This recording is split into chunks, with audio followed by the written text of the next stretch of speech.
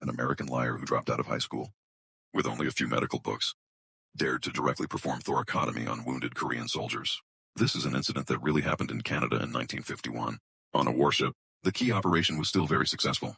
The man named Ferdinand Waldo Demara was born in 1921. He had a prosperous childhood and a stable life until the Great Depression shattered everything. The family business went bankrupt and the house was sold. At the age of 16, he dropped out of school and left home. He joined several Catholic orders. He enlisted in the U.S. Army in 1941, but he never wanted to live peacefully. He quietly retired under the name of a friend, and then joined the U.S. Navy. When he was hopeless for promotion, he faked the illusion of suicide and left his clothes and suicide note on the dock, quietly changed his name and surname, and disappeared. After that, his life could be called a feast of identity disguise across all walks of life. He stole all the qualifications of psychologists Robert Linton and French, and taught psychology in colleges and universities in Pennsylvania and Washington state successively, worked as a nursing home, and entered Northwestern University with a new identity to study law. During his falsification career, he was arrested by the FBI for desertion and served 18 months in a naval prison, but prison life did not let him restrain. After his release from prison, he reincarnated into a new identity and continued to wander in lies. Demara is completely different from ordinary fraudsters. He almost never makes money, but is socially recognized for academic qualifications, professional titles, and legal status. For example, his own self-statement. What he wants all his life is to wander the world freedom, as well as respectable respect. By 1950, Demara, who had never completed a full high school education, had taken turns playing monks, soldiers, sailors, university professors, prisoners, and even holding the title of Doctor of Psychology. And the most thrilling in his life, the most sensational identity disguise has just begun.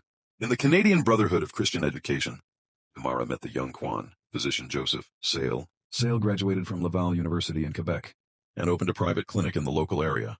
He was purely magnanimous.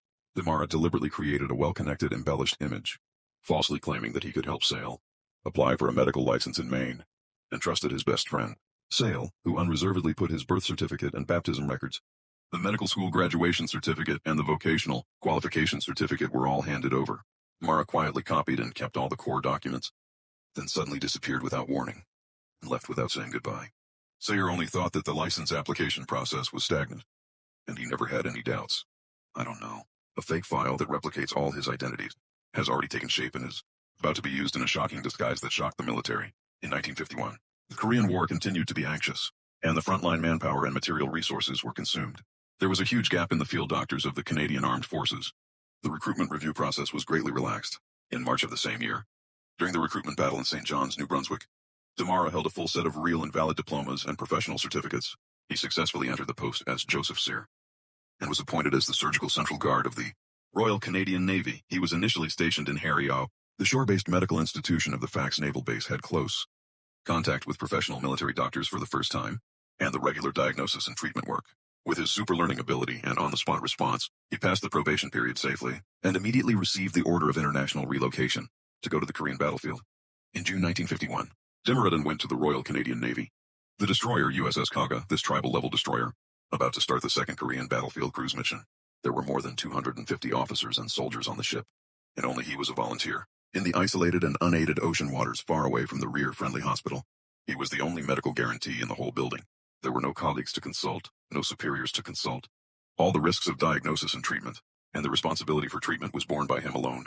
His first practical test was that Captain James Jong-xiao suffered from a wisdom tooth infection, which was urgently needed teeth extraction. Demara, who has never had tooth extraction experience, has no weight to shirk. He can only hide in the cabin overnight, scroll through dental treatment books, and memorize the operation steps. The next day, he injected the captain with a sufficient amount of local anesthesia. He completed the tooth extraction operation cleanly and neatly. The operation was very successful. The captain was full of praise for him. Since then, he has become the most firm believer of the military doctor. During the construction period, Demara groped for a set of low-key but subtle survival rules, which steadily maintained his false identity. First, he stored knowledge in advance. His cabin was full of various medical textbooks. Every day, he would devote hours to study and continue to fill professional gaps. Second, with the help of a professional team, he deliberately created the posture of a senior mentor, delegated power to experienced naval medical assistants, and let the other party handle it. In the diagnosis and treatment of daily injuries and common diseases, he is only responsible for supervising and controlling them, and at the same time, silently absorbs the first-line practical experience. Third, relying on the wide application of penicillin, a special medicine in the field. It is enough to deal with most of the inflammation and infection in the field, and greatly reduces the risk of diagnosis and treatment errors. Uniforms and titles come with their own authority. In everyone's inherent cognition, it is enough to offset all unknown flaws. Soon after, the Kaga went to the coast of the Korean peninsula to perform combat missions, undertake dark artillery bombing, sea patrols, guerrilla warfare support, and other tasks. For a few weeks, the ship only needed to deal with basic diseases such as seasickness, minor trauma, and daily inflammation. The situation was stable until September 1951. A South Korean sailboat full of seriously injured soldiers slowly approached the destroyer. A test of life and death suddenly came. These South Korean soldiers were in the war during the raid. He was seriously injured and the wounded were urgently carried onto the warship. At the moment, the hopes of the officers and soldiers of the whole ship were pinned on the only military doctor, Demara. Most of the wounded only needed light wounds and sutures. Injections of morphine and penicillin supplemented by nursing. They can recover, but there are 3 wounded in critical condition. One was shot in the chest. The bullet penetrated the rib cage, stayed close to the pericardium. One was embedded in the groin, and the bullet was bleeding. The third person fell into shock due to massive blood loss and could die at any time. At that time, he was alone at sea. There was no medical helicopter, and there was no rear hospital. If emergency surgery could not be carried out in just a few hours, the 3 critically wounded would die. At this moment, Demara, who was in danger, had only completed one small medical operation in his life.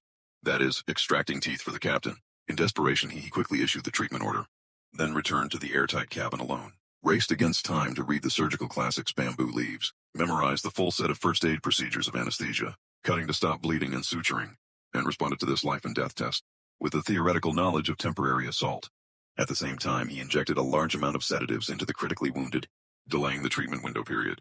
When he was ready, he wore a surgical mask and walked out of the cabin.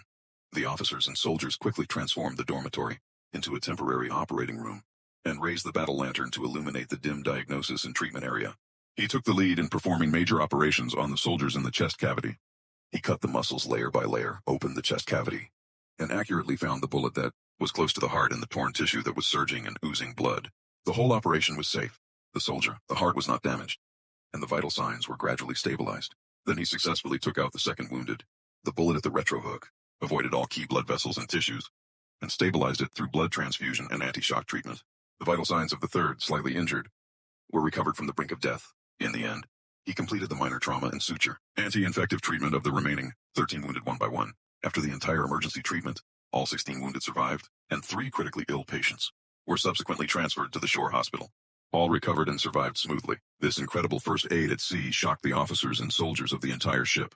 At that time, the Canadian military was deeply involved in a low-profile and controversial Korean War. It urgently needed positive heroic deeds to boost morale and rally the hearts of the people.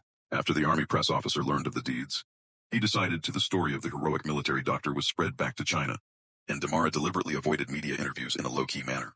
He knew better than anyone that it was easy to expose flaws under his reputation, but this extremely thrilling miracle of saving people was too dazzling. The relevant telecommunications quickly spread throughout Canada. Major newspapers. The name of naval hero and genius military doctor Joseph Sire became a household name overnight. But as far away as New Brunswick, Canada, the real Joseph Sire and his family were full of mistakes after seeing the report.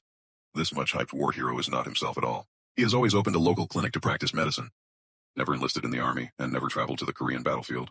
When he heard the outside world's description of the Kwiwoo, a very charismatic military doctor, Sire instantly had a thorough meaning. He finally understood that there was no reason back then.